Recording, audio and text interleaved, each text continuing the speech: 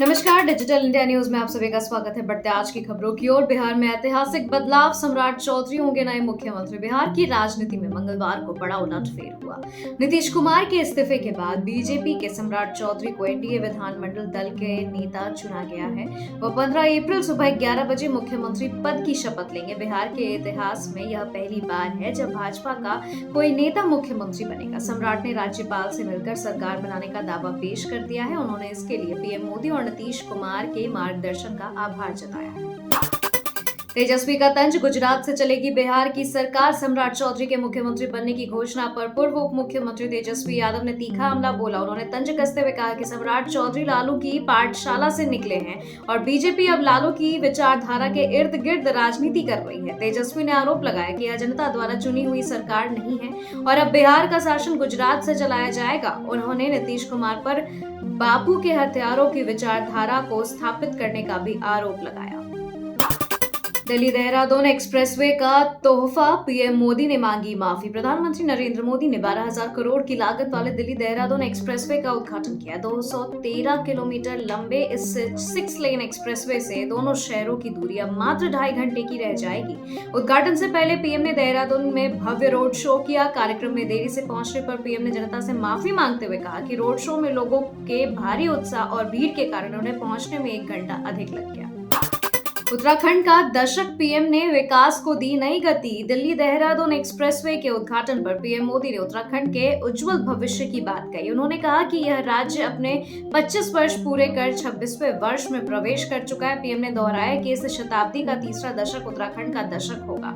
उन्होंने double engine सरकार की नीतियों की सराहना की और कहा कि यह प्रोजेक्ट राज्य की प्रगति में मील का पत्थर साबित होगा और युवाओं के लिए विकास के नए आयाम खोलेगा।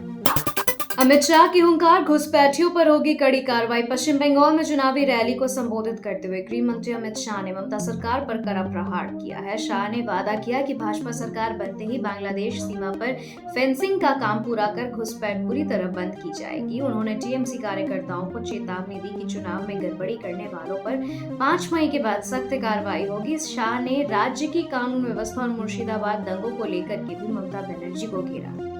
राहुल गांधी का विवादित बयान, पीएम को कहा देशद्रोही।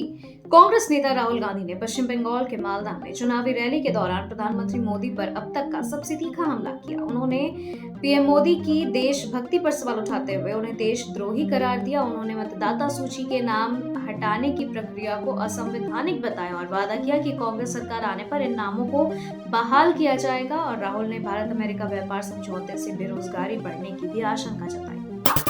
टीवी के प्रमुख विजय का चुनावी धमाका, कर्ज माफी का वादा। तमिलनाडु में चुनावी सरगर्मी के बीच टीवी के प्रमुख और अभिनेता विजय ने तिरुपुर रैली में किसानों के लिए बड़े वादों की झड़ी लगा दी है। उन्होंने छोटे किसानों का पूरा कर्ज माफ करने और बड़े किसानों का 50% कर्ज माफ करने का भरोसा दिया। विजय ने धान के लिए 3500 रुपए और गन्ने के लिए 4500 रुपए प्रति क्विंटल एमएसपी की कानूनी गारंटी देने की बात कही है। उन्होंने डीएम की सरकार पर उद्योगों को नुकसान पहुंचाने का आरोप भी लगाया। बिहार में नई शक्ति का उदय, उपेंद्र कुशवाहा ने दी बधाई। सम्राट चौधरी को मुख्यमंत्री चुने जाने पर उपेंद्र कुशवाहा ने पीएम मोदी का आभार व्यक्त किया है। उन्होंने सोशल मीडिया पर लिखा कि पीएम मोदी अब भरोसे और विश्वास का पर्याय बन चुके हैं। कुशवाहा ने कहा कि बिहार की जनता यही चाहती थी। इस दौरान जीतन राम मांझी और संतोष सुमन जैसे दिग्गजों ने भी सम्राट चौधरी का समर्थन किया, जो बिहार में एक मजबूत और एकजुट एनडीए गठबंधन का संकेत देता है। स्टालिन का जनसंपर्क, सरकारी बस में की सवारी। तमिलनाडु के मुख्यमंत्री एमके स्टालिन ने चुनाव प्रचार के दौरान एक अलग अंदाज दिखाया। कोलाथुर से द्रमुक उम्मीदवार स्टालिन ने कैलिबंथकुप्पम में एक सरकारी बस की सवारी की। इस दौरान उन्होंने बस में सफर कर रहे आम यात्रियों से सीधे बातचीत की और सरकार की कामकाज का फीडबैक लिया।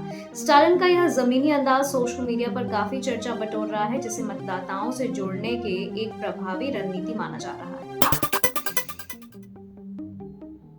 सम्राट चौधरी का राजनीतिक सफर, 20 साल का संघर्ष। मुख्यमंत्री के रूप में नामित होने के बाद सम्राट चौधरी भावुक नजर आए। उन्होंने कहा कि वह पिछले 20 वर्षों से राजनीति में सक्रिय हैं, लेकिन भाजपा में आने के बाद उन्हें सही विचारधारा और सम्मान मिला। उन्होंने अपने उप मुख्यमंत्री काल के अनुभवों को याद करते हुए कहा कि नीतीश कुमार ने उन्हें सरकार चलाना सिखाया है। सम्राट ने संकल्प लिया कि वे पूरी निष्ठा से बिहार की जनता की सेवा करेंगे और सुशासन के मॉडल को आगे बढ़ाएंगे।